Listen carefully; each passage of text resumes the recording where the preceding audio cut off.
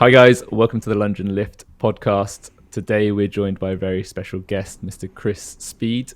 Khrys is someone I followed for quite a while now. He is a high-level weightlifter himself, having won silver at the British Championships, and he works with a lot of very high-level weightlifters as well. So he's got great experience as an athlete as well as a coach. Plenty of awesome weightlifting nuggets for you guys to take away, whether you do it as its own sport or it's just part of your CrossFit training or any other interest in weightlifting. I think this is going to be a great one for you. But before we get into it, please check out lungeandlift.com, where we've been really busy and have built you a great download, our 4 best deadlift accessory exercises that you're probably not doing. Rob and I have basically pulled together a little guide with some coaching videos to talk you through some of the lesser known things which we think will really boost your deadlift, both from a performance point of view, but also a prehab, rehab type movement mechanics thing. And so please do check that out at lungeandlift.com, AND, not the old ampersand. And as ever, a big thank you to our show sponsor, Wit Fitness. Please check out the store at One New Change in St. Paul's or at wit-fitness.com. and use our discount code LL15 to get 15% off your purchase. We've also been super busy and are pleased to announce that we can get you another discount on top of the usual WIT one at Hytro. So if you listen to our episode with Warren on blood flow restriction, Hytro is the top that we are referring to, which has the BFR cuffs built in. So please visit their website and use discount code LL20 for 20% off your Hytro top. Right, let's get stuck into it. Khrys, welcome to the show. How are you doing today? I'm doing all right. It's really good to be on it. Good. And for our listeners who might not know who you are, could you give a quick intro to who you are and what you do at the moment, please? Yeah, I'm Khrys Speed. If you've known me from like Instagram or come across me, you'll just know me as like K.Speed. I am a weightlifting coach and a weightlifter, or just like in general, just an athlete who dabbles in lots of different bits and pieces. Probably the biggest thing you will have known me from is like Ronin Strength, which is like the weightlifting brand. It's just like an online first, like remote coaching service that's now started to go into obviously like in-person stuff after lockdown. Awesome. I think I actually came across you a few years ago. One of my mates sent me your profile saying, and the caption was, "Check out this explosive motherfucker," which I think is a good description of who you are and what you're about. How did you get into weightlifting? Because I remember you did some rugby stuff way back, and is that what led you into Olympic stuff? Yeah, I think back when I started sort of getting into, so when I started doing like power cleans and learning that kind of stuff, because I didn't learn both lifts until I was probably like 17 or 18. When I started learning some semblance of it, it was when I was obviously like, I got as more or less as tall as I was going to get at school. I was like 5'4", 5'5", and I got told you're not going to be able to actually survive any contact sports unless you get stronger or bigger. But then the head of sport at the time didn't know anything about the gym, so he just went, just go on Google and search something up, and then I'm sure it'll be fine. Which is quite a responsible bit of advice to give now, but back then it was fine. Yeah. And the only things I could find were like tnation.com and bodybuilding.com, but all it had on it was it was like basically if you put in like rugby training or training for sports, it just came up with loads of like American football player stuff. So it was do power cleans, do back squats, do bench, do some box jumps. So it wasn't actually all that bad. Like it was a pretty good start. And then as I sort of like went further on, I think you started to get like videos of like Iron Mind, like Pyrrhus Demas, like really old videos of like kind of like the cowboy era before they drug tested really. Like It was all of those videos. So I was like, I want to try and learn both lifts. So then the strength conditioning coach at Bedford Blues, Jamie, showed me how to do power snatches and power cleans. And he just said, if you can start just sinking really fast when you catch it, you'll be able to lift more and it'll be more fun. And that was literally it. That's all the advice I got. And that was enough because he was like, yeah, you can move fine. And then it kind of just slowly went over from there. Like it wasn't a transition where I was like, yeah, I'm going to start weightlifting and coaching it. It was more, I'm going to play rugby and I'll PT. Then it was, I'll do some weightlifting, but I'm not going to coach it. Then it was, I'll coach it a little bit. And then it's almost like one day I just sort of realised I've transitioned over, and I said I wasn't going to. But now that's the whole thing that I do. So what stopped you playing rugby then? Because was you doing it at any type of proper level, or was it always like a more of a play on a Saturday, recover on a Sunday after a few beers? I mean, that was at any level. That was I know. that was I the know. thing. Like, I'd argue that when you go when you get to higher levels, the night outs get more intense anyway. But I think from a very young age, realised that I didn't want to work a normal job, and realised that sport could be a job. But then I think I set the goal in my head: I want to be a professional player. Like, that's what I want to do. And then once I actually got to play in kind of different professional levels, I realised I didn't actually enjoy it as much as I thought I was going to, because I had a different idea in my head of what it was going to be. And I had some really good coaches along the way, but none of them really explained, when you get there, it's not this massive thing. It doesn't all of a sudden become totally different from playing at, let's say, age group and National 3 or step 5 or step 6 of playing in the Premiership or Championship. It was it was more work, it was more stressful, but it was enjoyable, but it just wasn't what I thought it was going to be. So I ended up not enjoying it as much. But I think I played at the top level was Championship and then age group, international, nice. And that was a bit of a flash in the pan. I did a couple of games each of those, and then played at so it would have been step 3 and step 4, so two steps below Premiership and 3 steps below Premiership. Then played a little bit of league in sevens, and then just slowly ended up transitioning over, because it was almost I felt well, I've kind of done as much as I'll probably do with the effort that I'm willing to put in. So then weightlifting was the more exciting thing. So that's how I ended up just going, I won't do that as much anymore. And then it got to a point where I was I'm not doing it at all because I don't have time. I definitely see what you mean about that, because so on the weekend I went to go and watch London Scottish, and I thought I was going to go Harlequins, so I was expecting to go Twickenham and go watch a full game, and it ended up actually going there because couldn't get tickets. And it's funny because I joked that it was grassroots rugby, but it was because you turn up there and it didn't look any different to as you say, watching the lads play on the weekend. And then I saw the lads afterwards, they say, having a beer. It was funny because it wasn't as spectacular as I thought. And that was just one step below the Premiership. So it's proper. They're getting paid a decent amount of money. And it's it was such an eye-opening thing to see, actually, because especially with rugby, it's just, obviously the money's just nowhere near the same as with football. And you said you touched into some league and sevens. What did you think of that? Did you prefer the faster pace, and is that more suited to you since you're quite an explosive athlete? Yeah, well, I think I never really got a lot of the nuances and some of the strategies and some of the strategies of union. And because I got moved around positions a lot, I don't think that was one of the things that didn't really help my case, is that I didn't pick up a lot of the strategy very quickly. League was a lot simpler, and I got put in the backs, which is a more pleasant time, it's more fun. But it was just, again, the levels were so different. So you'd play the top level down in the south, and then you'd play in I don't know if they still have it.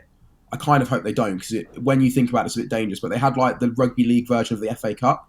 So it would be oh yeah, you're going to play, so Bedford Tigers or Coventry Bears, you're going to play against the same level team from Hammersmith. And then next week, you got to the next round, you're going to play against Hull Reserves. So it's what a fully professional outfit. And then you just got absolutely folded. So it was a case of I enjoyed it, but I also just looked in and I was there is making the jump from this step to this step, and then to the next one. It wasn't they weren't very even. And I'm sure that, like you've just described, when you go from Premiership even to Championship, it's completely different. As in, some clubs in the Championship look like they're almost like a grassroots club. Some of them look totally professional, and the actual place they play and train looks totally professional. So it's just a bit. That's the main thing that I noticed, is that there's very wildly varying levels. Even with sevens, one weekend you could be at Saracens playing there, then the next weekend you're in Bradford and Bingley playing on a pitch that's flooded, where there's no stands, and if the ball goes too far off to one side, then it just kind of dribbles off into a farmer's field. So it's I think that variation is part of what makes it quite fun and interesting. But I think that must be I don't know if that's uniquely a British sport thing, where it's kind of we're going to make this as fancy as it needs to be and no more. And if it doesn't need to be fancy, it will not be fancy. Yeah. Was that one of the differences between your expectations and how you found the reality, is that you thought as you got higher up it would be a lot more professional? I'm just curious to dig into that a little bit more. Yeah, I think so. I think it also, at the Bedford Blues Academy, they didn't have loads of funding for it. It was basically an academy they ran because they needed one, but they didn't get loads of help, from what I know. I might be wrong about that. So if anyone does know more about what would have happened in that time, then obviously correct it. But then I went from there and going and being Saints, so the Northampton Saints Academy, to Bedford, where it is fairly professional, and it's they're trying to get you ready for that next step up. Then I went away with on a tour with American under-20s, And then that was literally to a point where you got given an itinerary of every 10 minutes. So it was like, 10:15, you're going to get out of the airport. About 10:20, we need all your bags on the bus. 10:30, we're going to set off. About 11:15 to 11:20, we're going to arrive. And then we're going to wait for 10 minutes between 11:30 and 11:40 for drug testing. Then you're going to go here. Then you're going to go here. Then you're going to go here. Here's your kit. Here's your if you're in the second team, you're a forward. Here's the kit you're going to wear. Here's like all of it. Like everything was designed for you. So it's like, oh wow, this is completely professional. And this actually makes it relatively simple. I've just got to basically direct my effort to whatever you say I'm doing in this time block. And then when I got back and it was kind of other into sort of like National 3 or National 2 or whatever it was, I can't remember what level it was at the time, there was a lot more, you had to be a lot more autonomous, like even down to like how you got to games, what travel routes you were going to take. If you did something wrong on the weekend, it was basically me and one of the he actually works for BWL, Stuart Martin, we were joking that in those days in rugby, you basically got told you were shit and to be better. And that was it. Like, you didn't really get told how to improve. It's just about a case of, that was really bad. Don't do that again. Be better next time. Whereas in America, it's like, right, you did this wrong. Okay, here's the drills you're going to do. You need to do these for 20 minutes before or after training. And you need to aim for these, for like this criteria. Like, it was almost like over the top the other way. Like loads of KPIs, loads of things you could do. And then in the English game, it was more a case of, it really depended on what position you're playing, what day you got the coaches on, and how much time you had, whether you got good feedback and got told how you were going to improve, or whether it's just a case of, just try and get better at this, and it might go okay. Or if you were really good, you basically get told, just more of the same. It wasn't a case of you got told, here's how you'll be even better. It was a case of, it's good enough almost. Yeah, and I guess having such exposure to different coaching styles and professionalism levels in the setup, how would you say that it's affected your own coaching in terms of being like, I guess the American approach of like loads of KPIs, loads of metrics, very specific versus just be less shit? Like, where do you put yourself on that spectrum? I think it's a case of, I'm always going to lean more towards, I can't remember how he put it. Matty Rogers' old coach, Danny Camargo, put it as a case of like, he enjoys setting out a framework, trying to have something that people are all going to enjoy as a team. And then it's going to be a little bit chaotic, but there's going to be like, some room to kind of roam around within the program. And then he just tries to encourage people, cheerlead, and kind of push people through it that way and correct what you need to. But if it's not broke, don't fix it. Kind of let people crack on and let them naturally find their rhythm. Whereas I think that's what I would naturally lean towards. But after reading Brett Bartholomew's book, Conscious Coaching, there's some people who just don't. They just like, some people will literally get frustrated by it. So if they so one of the girls that I coach, for example, like if she, let's say, snatches a PB, but she takes a step forwards when she catches it, she'll be like, I'll take a step forwards. Why the fuck did I do that? It's like, well, it is really heavy and it's a PB weight.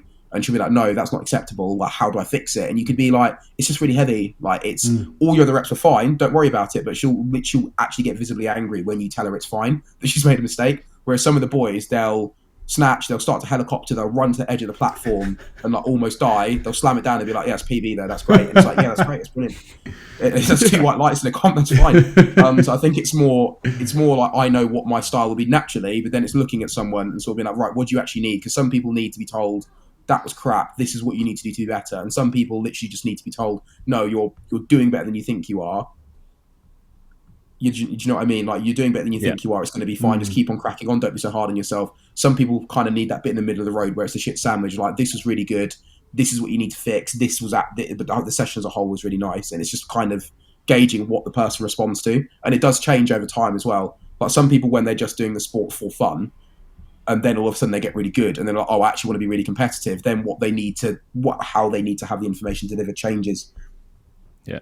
And have you noticed that in yourself as well, that the feedback style that you prefer shifted as you went from doing weightlifting to support your rugby to actually taking it seriously and competing at a high level? Because there must have been a moment when you thought, I'm doing this to be more powerful and explosive in rugby, and to actually, I'm good at weightlifting just as weightlifting alone. How do you feel you've changed as an athlete through that period?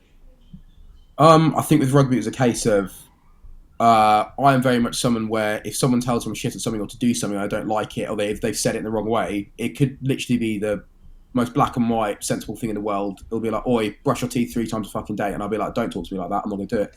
Do you know what I mean? Like, it could be the most sensible thing, but if it's not said in the right way, I won't do it.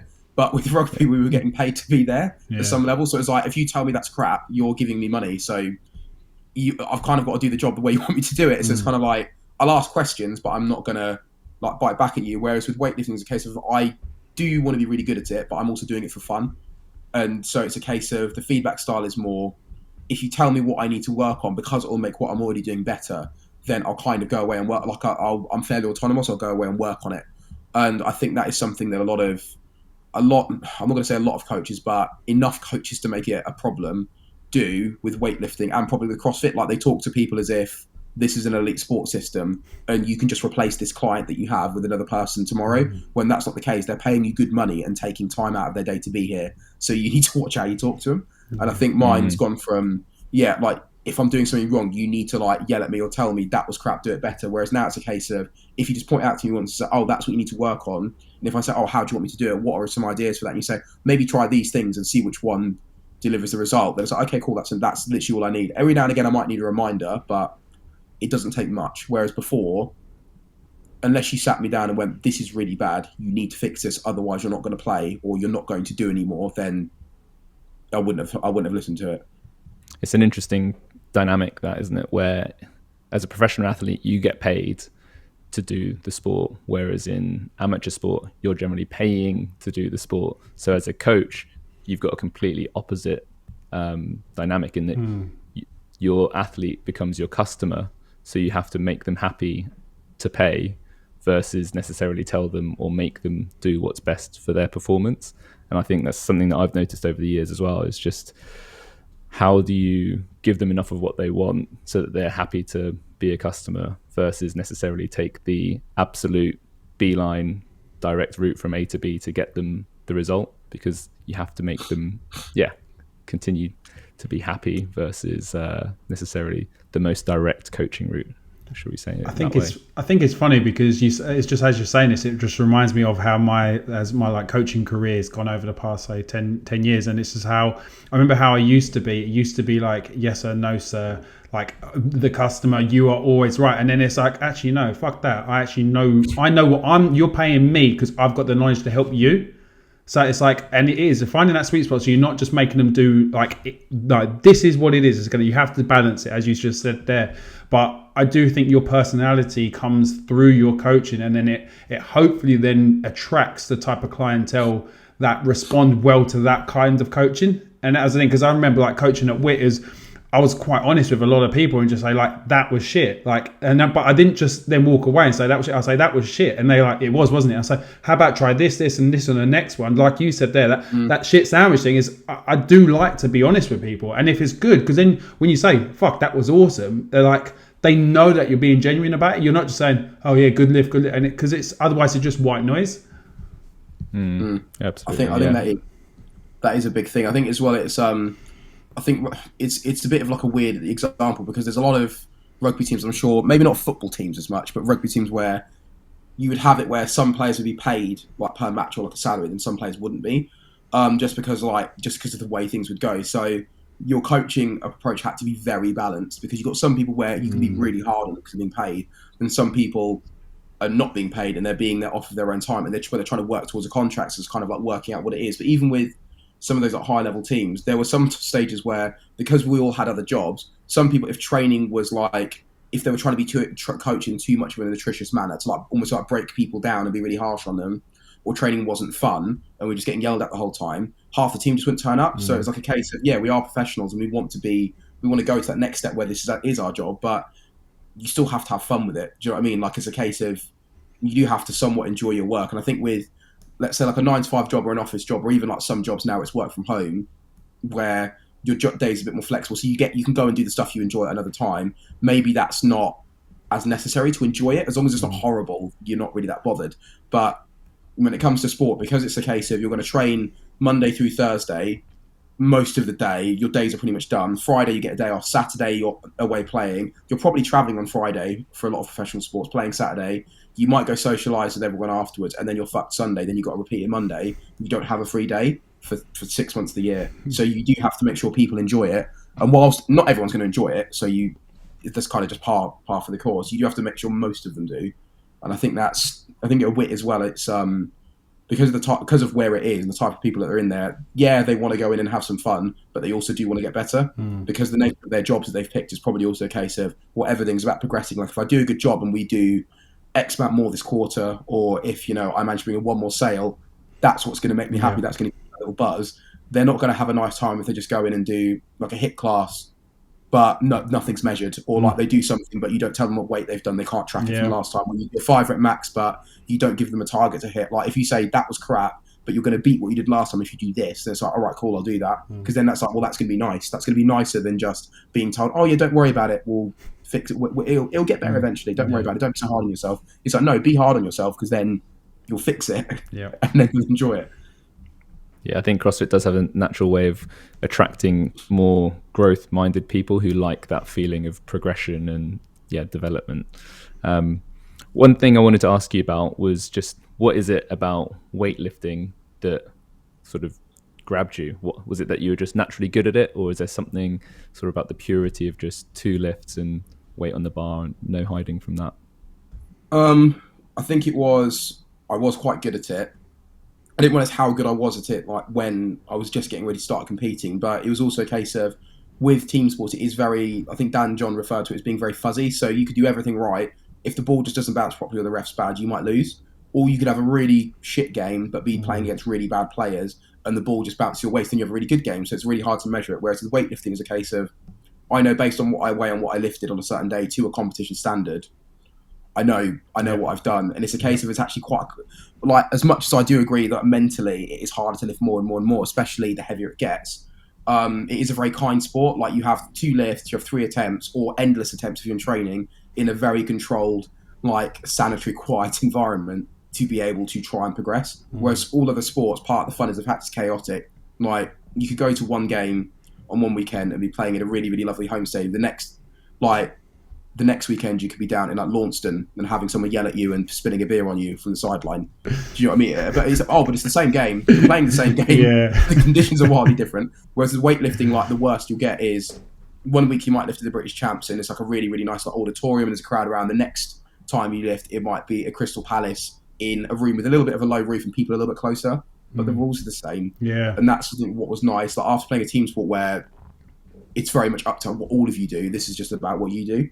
And I think that's a little bit more exciting. And even though it's only 2 lifts, 3 attempts on each, the training is actually very varied. Like when you look at it, like not as varied as CrossFit maybe, but it is very varied in what you get to do each week, which is also something that I thought I quite liked. Whereas powerlifting wasn't as varied. It was a little bit more monotonous, or at least I found it that way anyway. I was going to hang on a minute. You've got an extra lift and you've got all the accessories. I'm now going to counter that one and say, because but to be honest with you, I 100% agree with that. Is that when I dabbled with some bodybuilding and I didn't like the fact I put in 6 months worth of work, and so I agree with my result. I came second, and the person that beat me, I think, definitely beat me. But then I had the opportunity to go to the British finals, and I was just like, I realised I'm then going to be put up against even more people. I'm going to say take out all my life for someone else's opinion. Whereas I found like with powerlifting and weightlifting, as you say, it's I either get it or I don't, and there's no in between. And this is, I guess it's the same with like, obviously sometimes you might get a bit of an off judge, that when is that power, like is it, well, do you know what I mean? So like extra long pause on the chest or whatever. So they obviously can have judges impact, but generally it's you lift it or you don't. And I think I agree. I love it how clear cut like that as a sport it is. Can you on the clear cut point, the one thing that isn't so clear cut or people get red lights for is pressing out jerks or rebend of the elbow. Can you explain that to me, please? Because I still struggle with the justification, because in my mind a press out is harder than jerking it straight. Right? I think there's certain rules in there where they're meant for safety to make things clearer, and with some of it, like there's actually a rule where if your butt touch, like your hips touch the floor, it's supposed to be no lift. But there's a lifter, and I always butcher his first name. His name's Adam Ergashev. I think it's Adam Ergashev from, I think it's Uzbekistan. And when he cleans, because it's so heavy and because he's so small, sometimes his butt will literally graze the floor. So that should be a no lift. But he's like, I think he's like a 67, like a 74 kilo lifter cleaning up 180. So when he's doing it, you can see he's not trying to bounce his arse off the floor. So they just go, the refs just go, well, there's not much you can do about that one. But when you get, like, let's say, a slightly hypermobile girl, she's doing her first comp, she cleans it, she loses her balance, and she literally rests her butt on the floor, and then kind of double bounce to get out of it. They're like, that's not safe. You can't do that regularly. So then they'll red light it. Same as you're not actually allowed to catch the bar below your collarbone. It has to be above your collarbone. If it goes below that, they're supposed to red light you. But there's some cases at Worlds where Mesa Hisona and I feel like someone else, it kind of rolls forward, so they roll it back up and then double bounce out. And when it's at that level, it's like, well, it's a professional level of lifting. So I think it's kind of like some of those are up to, was that dangerous or not? Like, is that really worth throwing a red light up for? With the press up rule, I think it gets done either not harshly enough or way too harshly. Like when you see, I mean, you two will know, like there's a difference between your scapula or your shoulder shaking and your elbow bending. And I think a lot of refs don't know what the difference is. So they see a shoulder movement or they'll see a slip across or like a jar of the body and they go, oh, you've pressed it out. And it's not. Especially when you get some people where they just shake a lot. So they just shake loads. Or their elbows don't come to full lockout, like they don't hyperextend. They'll then go, oh, that was a press out. And I think it's just a case of, I understand why the rule's there. It's to stop really gross press outs. But it's also just a case of sometimes just leave it alone. And I think this year was particularly bad for it. I think it's also one of the things where if you have like home judges, as it were, then that would allow you to make it easier on your lifters and harder on anyone coming in from another country, because you can ref the press out harder for some other people and then not for yours. And it's just a bit of a rule where I think there's got to be a way to do it better. But I think if you take that rule out, then it would change the sport a little bit. But it also takes away one of the things that kind of adds in a little bit of uncertainty, so there's something to talk about. So I don't think they'll take it out. Yeah, that's a good point. I think the uncertainty and controversy does add something to the sport. Like you say, like it makes talking points, and I think a completely sterile, 100% accurate judging system is fair, but actually I think that unpredictability does add something to sport. So all right. I won't create a petition to change the press out rule. It's funny because I've thought that it's like, you know, when we've had discussions about this, it's like they probably should change it. But now just literally saying it like as you've just explained it, it's just it.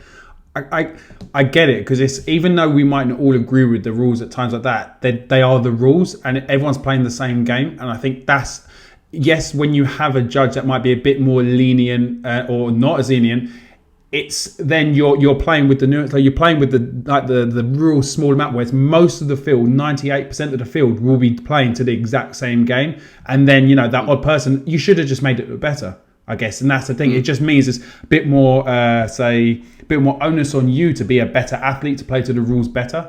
So it's funny because it is harder, but as you say, it just then it adds, because then what happens if the press starts lower?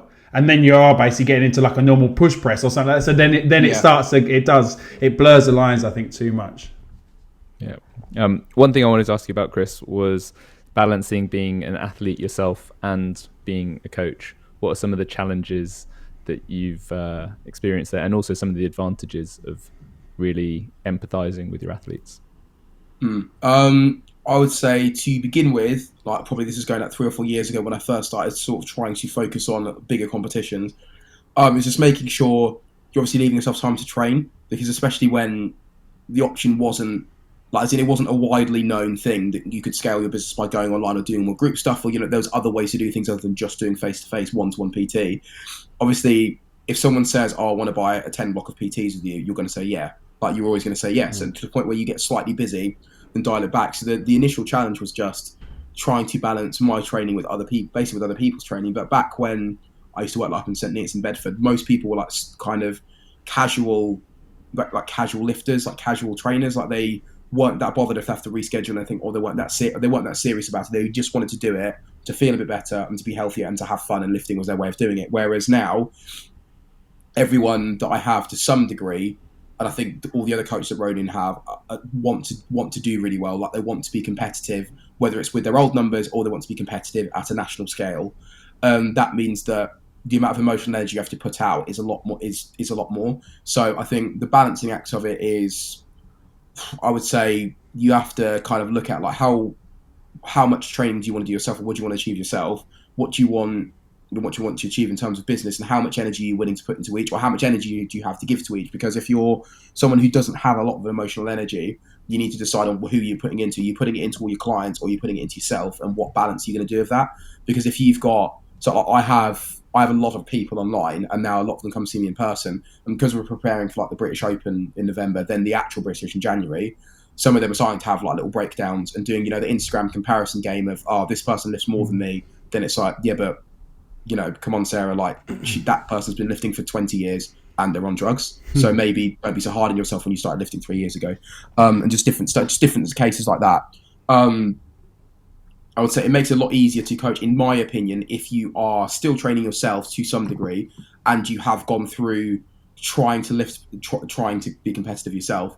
And almost the more issues and the more problems you ran into when you lifted that you had to fix, you had to try and work around, the easier it's going to be to coach other people, because it's not going to be every time something happens there's a new problem. It's like, I know how much this messed me up, or I remember how I worked around this, so here's how we're going to do it for this person, so they don't even have this issue. So I think the empathy of it is quite important. Like even something as simple as if you've never gone to a national competition and bombed and just missed all your lifts, you don't really know how it feels. But if you've bombed, it is one of it just makes you seethe. Like you want to cry, and then you want to go home and like punch a pillow, and scream into it, like when you get back, because you just think, how the fuck have I don't manage to do that? But you don't understand that feeling unless you've done it. So then you understand how someone's going to feel if they do it when you're coaching them, and you also understand that you want to avoid that happening. So then it will make you, just as an example, it will make you pick better attempts for them. It will make you, just be a bit more empathetic to them in terms of like, if they just have a fear of failing because you know how it feels. And even just stuff like something really simple that no one would probably think about is when you start to get to about 160 to 180 on clean and jerks, the bar whips a lot more. And you have to coach someone how to actually get through the bar whip. But if you've never clean and jerked that much before, you're not going to know what it feels like. Because it feels like if you don't do it right, it just feels like it basically feels like you're holding a massive child kicking and screaming on your chest. Yeah. If you time it properly, it can make things a lot easier. Yeah. But if you've never felt it before, you don't understand how off-putting that can be. Having something literally just earthquaking in your hands and being like, okay, just jerk it. Just stay tight and jerk it. It's like, it doesn't work like that anymore. But if you felt it, you'll be like, oh yeah, I know exactly how that feels. So now I know how to fix it. So there's little things like that where it's not absolutely necessary that you've been really good, but it does help. Because then you know how it feels, and you have a whole other perspective that you can look at it from, as well as your coaching and programming perspective, where you're looking at it, from the outside looking in. Yeah, you get a great buy-in from the client as well, then, because especially when you're talking about that, and you can say like, look, this is what's probably going to happen, or you've done this before, so you're explaining your experience to them, so they know they're not this unique butterfly. Because we all think our problems are this like unique thing that never happened. But as you say, it's like I plan to do a good powerlifting competition, my first one. So I've done loads of like in the gym, but I've never done a proper one. I've done a weightlifting one, but with the powerlifting one, I'm now going in with a bit of a busted back, and I'm like, right, okay, if I don't want to pick shitty numbers to open with, but then I got to make sure I hit them. And I'm just like, because I'm coaching myself with this just for this one, because it was a last minute competition. But whether I was going to go with this is, what do you have a coach, and like, or have you had a coach in the past that you've been able to say do stuff, learn stuff from? And when it does come to competition, do you ask any outside influences to kind of review your attempts, or do you just go in completely off your own feel now? So I've had a lot of people that help me across the years, like where it's never just one person does everything. It's always a case, the further I've gone on, the more people I'll kind of have. It's almost like you create your own little support structure. So when I started off, the first person I ever had was a guy called Lou DeMarco. He used to put up free spreadsheets of the stuff he did with like his American football teams for their strength and conditioning. So he would just give me little tips on how to load it. If like something was plateauing, like what do you do to kind of bust past it? This is in the days when you could upload a video to Hotmail, but it took like half an hour. So then obviously I'd get like some video feedback every couple of weeks, down to when I first came to London, like Mike Causa over at Lower like helped me out, and now it's a case of I get help from like someone like Justin at Willpower, to Mem, who works the gym with me, Mem Fikretov, who was I think he was a European champion back in his day. I'd say back in his day, he's not that old. It was only like 5-6 years ago, I think.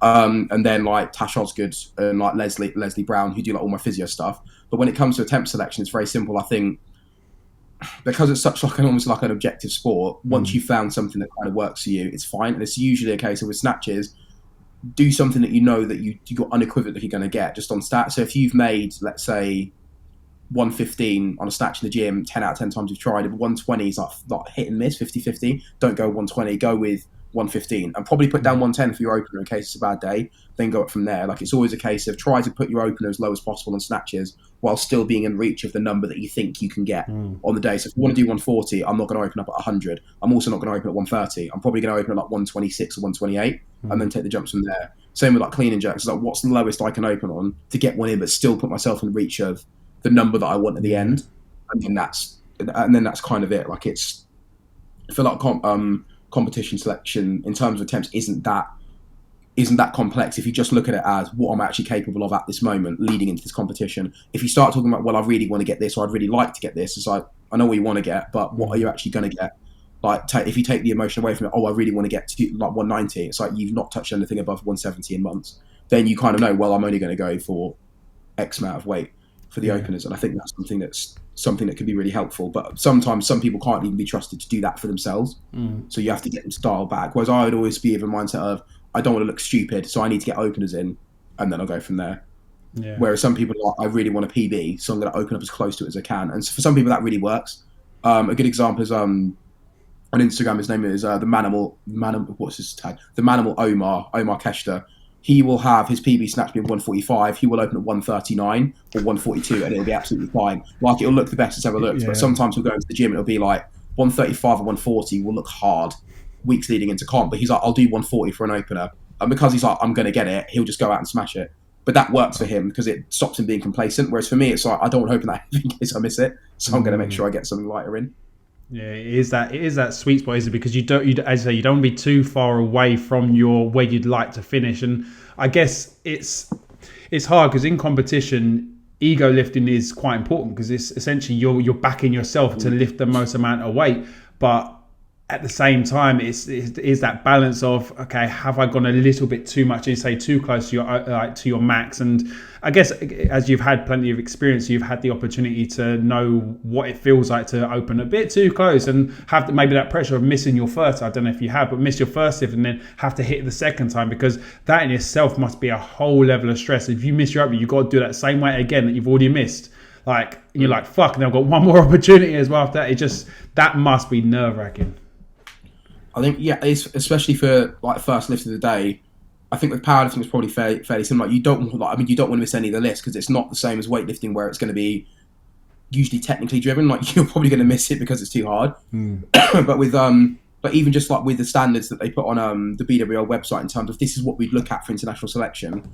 If you're missing your first attempts a lot, they're probably not going to send you, because like we're not going to send you into a higher pressure environment where you don't make your first lift. So making your first lift is very important. I think I've gone to comps before where I've pulled ahead in snatches or managed to win when I've made my first, missed my second, gone up on third. Because when you've made your first, it's like, I've got a total now. Yeah. So if I've missed my second, I think I've gone 128 in English before and then gone 131, missed it out in front and just gone, fuck it, just put 36 on because I've just missed it in front. I'll just try hard on the next one.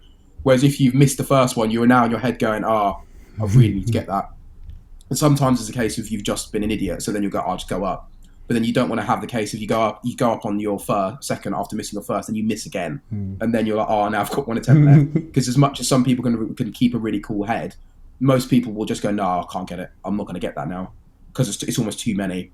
So, yeah, that is a stressful experience to be in. I think I've only done that once, where I think I've missed first because I didn't do my warm-up properly, got my second, then got my third. Whereas usually it's miss. If I'm going to miss, it's going to be make, miss, make on most lifts. That's interesting. One thing about weightlifting that I always think is that this might be a really tenuous link, but it's very similar to golf in that it's seemingly very simple in that it's one or two movements, but there's so much nuance and complexity beneath that. And given you've been doing it for so long now and have done so well with it, I was very keen to get your take on what have been some of the major learnings, both as a beginner and as you've become more advanced, like any sort of penny drop moments in either sort of technique or approach. Could you give us a couple of takeaways for the listeners, please? One of them that I found over time that I remember him saying it to me kind of half jokingly, because I think we were at I can't remember what competition it was now. It was when Mike used to coach me at competitions, Mike from Lower. And we went to a comp, and there was some people we were competing against who were taking it unbelievably seriously. Like they were kind of walking around, giving a lot of big chat, and it was just very irritating. Talking a lot about the different technical cues. You really got to do this. You really got to do this when you do your first and second ball. Yeah, you really need to focus on this. So Mike just kept saying, "Mate, just pull it to your tits and drop under. It's just weightlifting at this stage." And that's all he said. He just said, "It's just not even that. It's not even that serious. It's just weightlifting. Just do it. Just do a snatch." And I was like, "Yeah, that is basically yeah." But it's like on competition day, you can't really fix anything. Like, unless there's stuff that you normally do wrong and you always have to be like cued on. So I'm sure you guys have found it with certain movements where if someone doesn't cue you or you don't write down, focus on this or warm this up, you will do there's that one thing where you will always do it a little bit wrong. So it might be for a case of like for a powerlifter, if they don't specifically like roll out their upper back and get on a foam roller and open their hips up, they might find their knees always caving on a squat. And that's just what they always do wrong, so they have to warm it up. Whereas once you get to the day, provided your mindset's all good, like you're confident you're going in, you know what your warm-up side, you're going to get what you're going to get. There's no point focusing on making technical changes on the day or even 4 weeks out. Like it should be a case of 4 weeks out, the most ideal situation I remember being in is I would get bored of training because it would basically be like, right, well, I'm going to work up to openers again today. Brilliant. Because it's almost like there's no challenge here because I know I'm going to get them. And then you go in, you get them, and then it's like, right, well, that's done. And you don't even focus on anything technical because you're just like, everything's dialed in at this point. I can't change any of it. It just is what it is. I think that's the case. It's like working as hard as you can to iron everything out. Then 4 weeks before comp, you're just trying to make yourself as confident as possible in your numbers. You go there on the day and you're going to get whatever you're capable of on the day. So unless you're making gross technical errors on the platform, you just respect that as long as I pick good numbers for what shape I'm in today, that's just what I'm going to get. And I think that's one of the things that I found quite interesting. And also that across time, and I always had a feeling this was how it was, but I didn't really know how to describe it, but you have to coach people based on like the actual based upon principles, not on like the technical model you like. So like I know some people who really like the way that Max Lang, the German guy, lifts, so they'll try to coach people to lift how he does because they really like it. But it's like, but if you coach them to lift like him and how it looks and his timing and stuff, it's not going to work. Some people aren't going to like it and they're not going to get along with it. But if you coach it based on the principles that the Germans use, and there's a massive book on it, which is very good, I think, then you'll probably get them to lift how they should, but it's probably going to look the same. I think that was the thing. It's like it's got to be a principle-driven approach, and if you're using the right principles to coach people, they should almost be inarguable. Like as in actually like stuff like moment arms, torque, physics should be inarguable. So it's like as long as they're adhering to that stuff, it shouldn't be a case of you can really argue with it. Even if they move completely, even if the three of us are probably going to move slightly or very differently across the lifts, but if we all apply the same principles, we should be able to get a good lift. And I think that's the thing. It's going to that, and then also, as you get to like a higher level, it's more about the stuff that you don't do to not hurt yourself rather than is about the extra stuff you do. Because there's some movements that, especially as you get heavier, like let's say if someone's got a bit of a dodgy front rack and they can't really rack stuff, so then when they're front squatting, it hurts their wrist a little bit. When they're doing 60 kilos, it probably doesn't matter that much. You can just kind of get them to persevere. But if you've got like an elite lifter who like is getting towards like a 190 clean and jerk and front squats hurt their wrists, I'm just not going to let them front squat because it's like it's not worth you putting 220, 230 through it when you can clean and jerk fine without doing it, and I can just get you to do safety bar back squat instead, and it doesn't have a negative impact on you not doing front squats. So I'm just going to take those out. Same as if there's like an accessory movement, like what would be another example, like heavy deadlifts. If someone just doesn't get along with heavy deadlifts, but RDLs and trap bars are fine because heavy deadlifts make their back really sore and it makes them stiff for days, I'm just not going to do that. Do you know what I mean? I'm just going to take it out because it obviously doesn't. It's not that important. For CrossFit, it'd be a bit different because it's like there's some movements where if your like toe to bar just really gets into my lower back, it's like, well, Battle for Middle Ground has kipping toe to bar. We can't just not do toe to bar until day. We're going to have to find a way. Do you know what I mean? But with weightlifting, it's like you only have to snatch and clean and jerk. You only have to snatch and clean and jerk. You can do if you found that you could just do leg press, leg curls, leg extensions, and then some heavy back extensions, and that was all you needed to do, and then you didn't have to front and back squat, and you didn't want to. Someone can argue, oh, you really should front and back squat. It's like, yeah, but I keep PBing and my snatch and clean and jerk are going up, so do I really need to do that stuff? Do you know what I mean? I really like what you said there, as in like basically following like the principles. We talk about this a lot on the show, and it's how like just because there are so many accessories doesn't mean you have to do them all. And that's the thing, as long as you've got the hinge pattern that you're trying to strengthen in some sort, then you're going to get better, because that's what suits your body type. If you just really, you might, even if you're say sumo deadlifting compared to conventional deadlifting and you're doing weightlifting, yes, the carryover is not going to be massive there, but the principle of overloading your hinge pattern will be there. And I think that's where, especially a lot of people that aren't necessarily as experienced get caught up in. It's in like, there's so much to do. What do I do? And like with weightlifting, it's funny because you joked to well, I know you didn't fully mean that powerlifting is quite basic, but with weightlifting being the two exercises, there is so many exercises to do within it. And I think that people then think, right, I need to now do deficit pulls, I need to do high pulls, I need to do drop snatches. But it's like, no, what part of the lift are you shit at? And what's the part that you need to get better? Is going to give you the most bang for your buck? Because you don't want to be training for 2 hours. You want to be training and getting your work done in and out, and then recovering for your next session. Yeah. And I think powerlifting is very similar in that. I think because there's not a demand on speed like velocity, like you can do the lift as slow as you have to get it done. It then makes it simpler, but then that's its own challenge in terms of load management becomes more of a thing. Because I would argue that you could be in a worse way, more under-recovered, and with powerlifting you can still find a way just to keep the numbers up every single week. And it's also the whole thing of like there's a lot of people I see who've got really good squats and really good sumo deadlifts, and then if someone says, how come they get such carryover, it's because their lifts are the same thing. It's because like the way they low bar back squat and the way they sumo deadlift is the same movement. So it's like you've then just removed something that you have to learn. Do you know what I mean? You've removed like a movement that you have to learn, whereas with weightlifting it's almost like it's harder to do that. It's harder to make everything the same, so that then the skill is the same thing to learn. You can make them easier to relate to each other, so like a snatch pull and a clean pull, a front squat, a jerk, like they can all be made into sort of similar things so that they relate to each other, but they're always slightly different. And then I think with powerlifting it's the main thing for me is just that there's not a demand on velocity as much. Like it does help, but you don't need to be quick. And then also like it also gives you the option, because the lifts are slower, you can focus a lot more on like what angles am I putting my body at. So like where can I find like the most advantageous positions to put it in, and you can think about it a lot more. Because it's a heavy lift and it's slower, you can actually think when you're doing it. Whereas weightlifting, it's like I need to trick this person into finding a more optimal position for their pull or for their catch when it's really heavy and they're not thinking about it. So that's the other challenge. It's like you're not really going to think about much when you're doing a heavy weightlifting movement. Whereas even if you're deadlifting really heavy at a comp, as long as you can hold that intent of being aggressive in your head, you can think about more things, which is also an interesting challenge in itself. So what do you tell someone to think about? Or do you not tell them to think about anything at all? Yeah, no, mate, from experience of doing both, and I'm grateful I went powerlifting, weightlifting, and back to say powerlifting, because I come in with a relatively strong base. However, what that then done, it gave me some bad movement patterns, because I was able to muscle a lot of the things that it took longer for me to actually learn the speed. And when you say about coming in under recovered, I definitely understand that. I can feel like at the moment then with my busted back, I'm still able to deadlift, squat, bench relatively all right. But I know if I was to do weightlifting, that speed on my SI joint, no chance. And also going into the sessions and feeling a bit sluggish or under recovered, you know that bar's just not going to move fast. And if you've got numbers to hit, you're like, fuck, how am I going to do this? And it's just like, it's such a...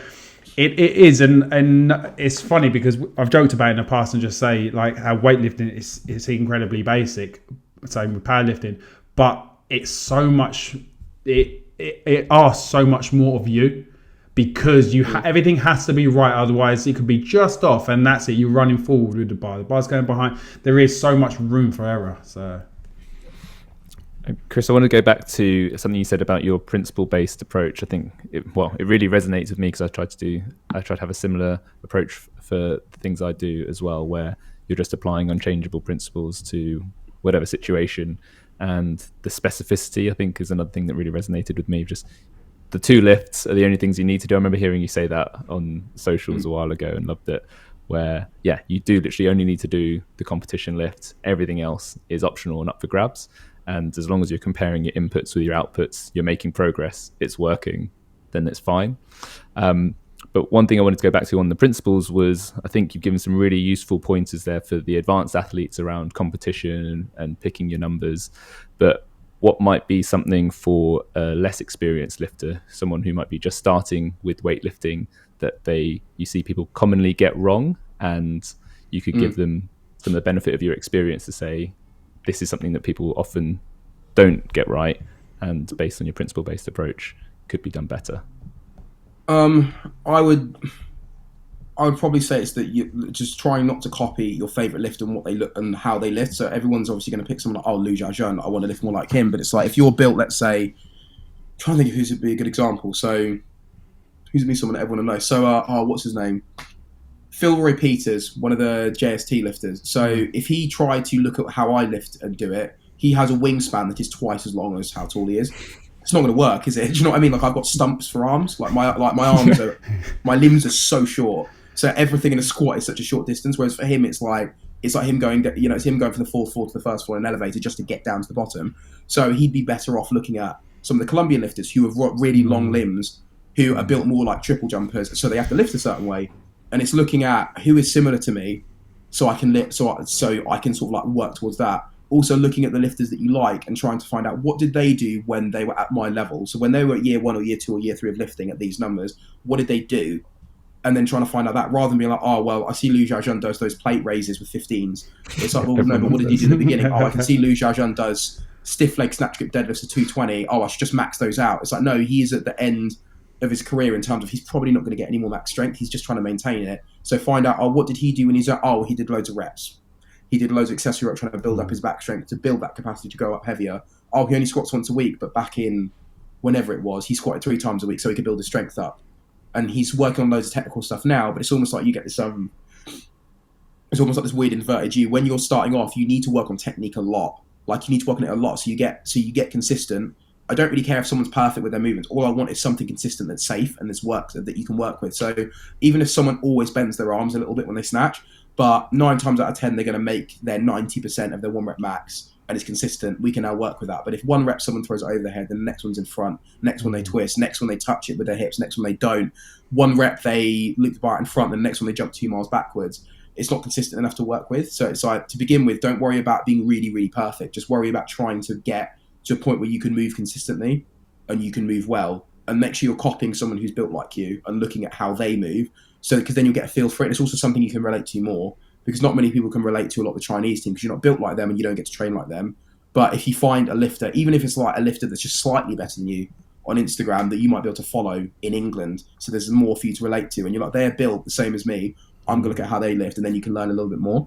But apart from that, then trying to make your technique more consistent and just continuing to try and push your strength up. That's one thing that I think is hopefully starting to die out, was the fact of, oh, it's all about technique. It's like, it's not about technique. You can't clean 180 if you only front squat 140. It's not going to happen. So it's like, work on your technique, but keep driving your strength up, because strength takes so long to build, like so long to build, and it's such like an expensive task for your body to do. Keep getting stronger whilst you're actually working on your technique. There's obviously some stuff that you can kind of let fall by the wayside. Like if you can bench 180 but you can't front rack or get your arms overhead, then maybe don't bench as much for a bit. But don't just stop pushing your back squat, your front squat, and your pulls because you're like, oh, well, I just need to work on technique. Because what will then happen is you'll get to this point where your weightlifting proficiency comes up and then your strength comes down, and then they crash together. And that's sometimes when you get, in my opinion, that's what can cause injury for a lot of people, especially hypermobile people. If your strength comes down but your weightlifting efficiency goes up, you stop loading your muscles and then you crash into this point. And you don't want to do that. You want your progress to be fairly steady. So yeah, try and make your technique consistent. Try to copy someone who actually looks the same as you and is going to move relatively in a relatively similar fashion, and then keep pushing your strength up, even when you're trying to focus on, quote unquote, your lifting technique. It's funny because I think this is where CrossFit it's been a kind of a good thing in some respect for weightlifting. Obviously, the popularity of weightlifting, it gave people a more exposure and say, actually, you can do these lifts. But on some respect, CrossFit was good because it was right, shoulder to overhead. It was all get the bar from the floor to overhead. It's like, it gave people the principles of, right, this is the movement. And then when people wanted to specialize and become even better at weightlifting, go to the weightlifting classes, get a weightlifting coach. And it's like, then because you think that this is actually something I want to double down on. And as you said, like, as long as you're moving safely, and that was always the thing when you're coaching a class, you're looking around, just making sure no one's going to kill themselves, and then going around giving them, right, this is the little cue you can improve. This is the little cue you can improve, because you don't want to give them too much, because they can't, like, they're not here to take on this essay of cues. They're just, give me one thing that I can take away. And yeah, it's funny because I think the people, I think the thing of building strength, and I like obviously the way you put it, and it does take such a long time, and I don't think people understand that, because we're a culture now of instant gratification on everything. We need it now. This needs to be this needs to be fixed, or I need to be stronger. It's like, look, this shit takes time, and especially with Insta, because you see people like yourself, squatting some massive numbers. You're like, fuck, I know him. He goes to the gym. Why can't I do that? It's like, because he's fucking been doing it for a long time. This is why, and he's put the work in, and he's got strong. And this thing is like, you've just started, or you've been training for a year. Don't expect it to just pop up like overnight. This stuff takes time. Yeah, I think that's a really good way of thinking about it. Yeah, I think it's a case as well of, it's knowing. I'd say with the principle-based thing, like it's hard to put all the onus on the client, but you need to try and figure out who is a good coach or not. Like if someone can't. What's the principle called? I think it's not Feynman. It might be the Feynman principle, where it's like you should be able to explain something without using scientific terminology or like native words. So if I'm saying first pull, second pull, turnover, snatch balance, like I should be able to explain how to do something to you without having to use the native language. So I should be able to use language you understand.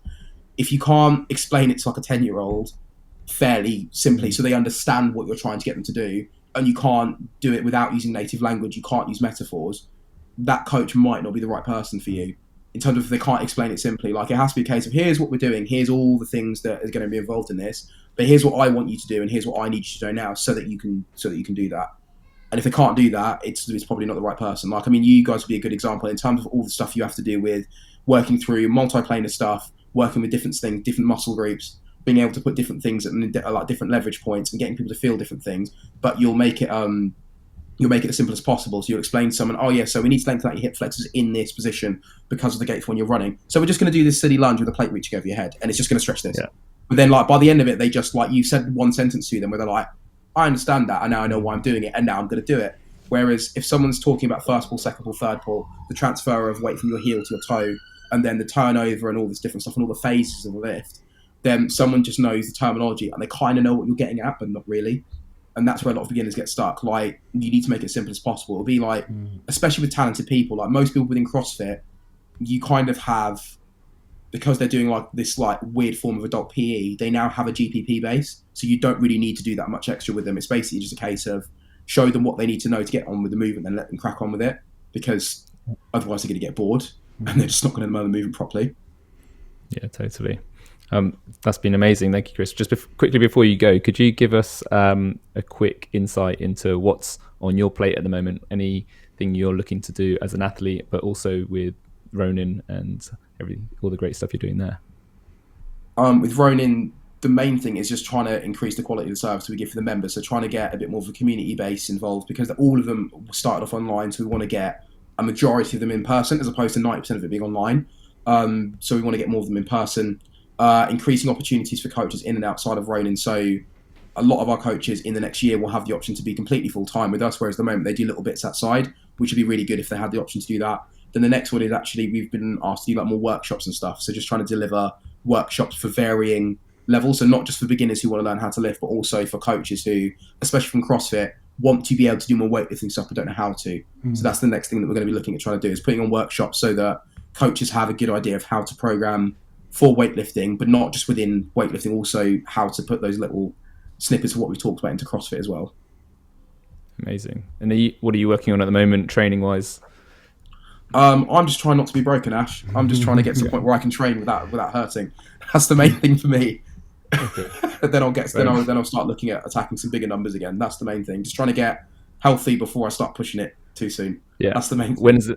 When's the next big comp that you might have in the vista on the horizon? Next big one. I'm doing some like across the end of this year and maybe the beginning of next year. I'm deliberately not planning to do any bigger ones until the end of next year, so that I give myself time to kind of like fix everything up and to focus on the business stuff. So to kind of drive that up and then not switch focuses, but kind of like, switch the priorities a little bit.